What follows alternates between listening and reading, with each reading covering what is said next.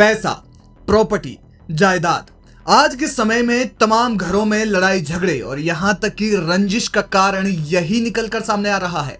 कोई अपने भाई को ज्यादा हिस्सा मिलने से गुस्से में है तो कोई प्रॉपर्टी में हिस्सेदार ना होने की वजह से परिवार से झगड़ा कर रहा है। इसी तरह के तमाम कारण हैं जो गिनाए जा सकते हैं, लेकिन उत्तर प्रदेश के इटावा में जमीन विवाद को लेकर एक भाई के मन में इतना गुस्सा, इतना जहर भर गया कि वो अपनी बहन और महज 3 साल की भांजी की हत्या कर बैठा।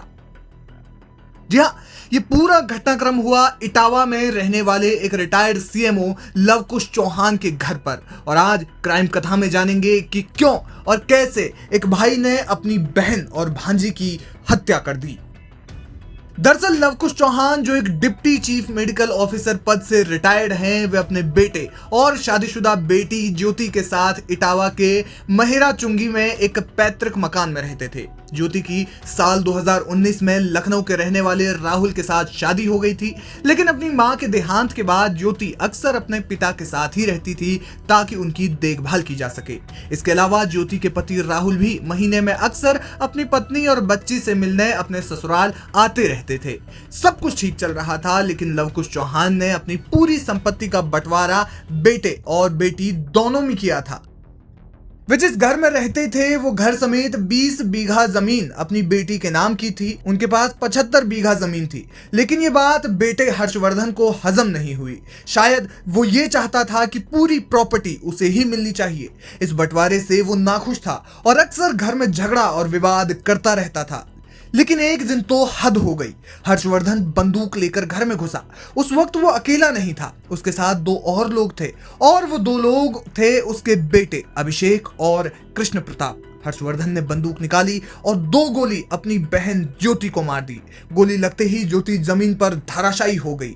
इसके बाद उसने अपनी 3 साल की भांजी को भी गोली मार दी। बताया जा रहा है कि हर्षवर्धन ने अपने बहनोई राहुल को भी गोली मारी, लेकिन गोली राहुल के हाथ से छू कर निकल गई।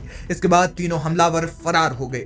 परिजनों ने आनन फानन में ज्योति और 3 साल की बच्ची ताशु को अस्पताल पहुंचाया। ज्योति की मौत तो पहले ही हो चुकी थी। फिर अस्पताल में डॉक्टरों ने ताशु को भी मृत घोषित कर दिया। मीडिया रिपोर्ट्स के मुताबिक इस मामले में ज्योति के पति राहुल ने बताया कि हर्षवर्धन ने पहले भी उन लोगों पर हमला करने की कोशिश की थी, जिसके बाद उसके खिलाफ मामला दर्ज करवाया गया था।